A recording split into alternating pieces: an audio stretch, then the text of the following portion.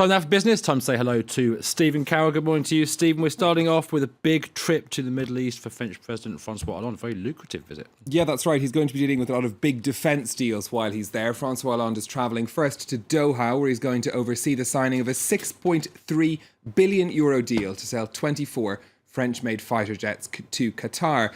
Now, the deal is the latest in a string of successes for the French company Dassault Aviation, which had for many years struggled to sell the Rafale jet in the face of stiff competition. Now, earlier we asked our correspondent in Doha, Gail Sunderland, why the Qataris chose the French company. First of all, the Emir's father had already expressed interest in buying Rafale before he handed over power to his son in 2013. But according to experts here, there's several reasons behind this quick decision. First of all, the intensive diplomatic efforts of France's defense minister to convince Doha to buy the Rafale.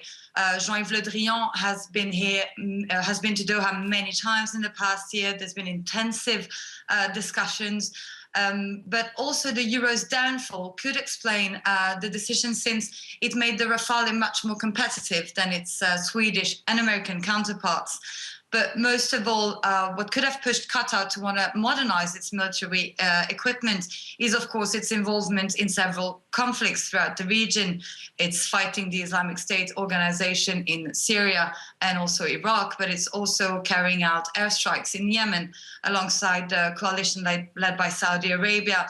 So amidst this growing regional turmoil, Qatar could even buy an additional 12 Rafale soon.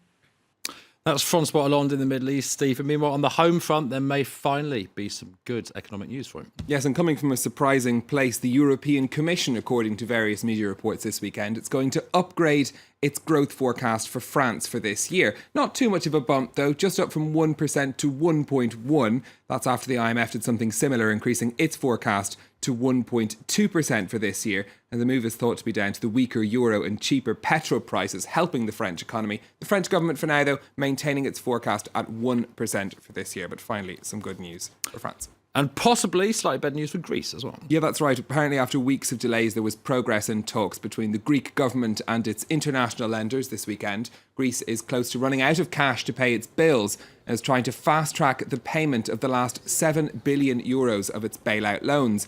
The negotiations in Brussels are set to continue until Wednesday, but one government source saying the two sides are moving closer to a deal that could be done this month.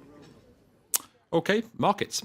Well, the Asian markets today mostly focusing on a survey from HSBC on the Chinese manufacturing sector. It showed the sharpest contraction in that sector in almost a year. That had sent the Shanghai Composite down in earlier trading, but it's bounced back since, up around 0.5% in Shanghai. Hong Kong's Hang Seng also seeing some gains. The Nikkei in Tokyo is closed today, though, for a public holiday.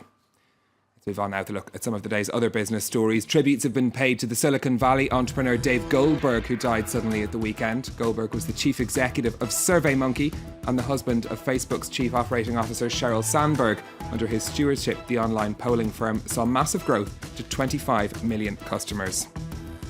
A strike by pilots at the Portuguese national airline TAP has entered its fourth day. Unions called the action over plans to privatise the carrier. The airline has pledged to minimise the disruption from the action, but around a quarter of flights had been cancelled over the weekend. And billionaire Warren Buffett has been celebrating 50 years at the head of his investment firm Berkshire Hathaway. He took questions for 5 hours at the company's annual shareholders meeting in Omaha. During his address, he said there were investing bargains to be found in Europe. And finally, Stephen, a new academic study trying to work out which countries have the best financial know-how. Yeah, there's a quiz in this, Chris, be warned. This is due to down to a study right now. published in the Journal of Economic Literature, and it posed 3 questions to people about their financial know-how. We'll give you an example of one of them. So this is, suppose you had $100 in a savings account and the interest rate was 2% per year. After 5 years, how much money do you think you'd have on the account if you left the money to grow? Now, there were 4 options: more than $102, exactly $102, less than $102, or don't know. Chris?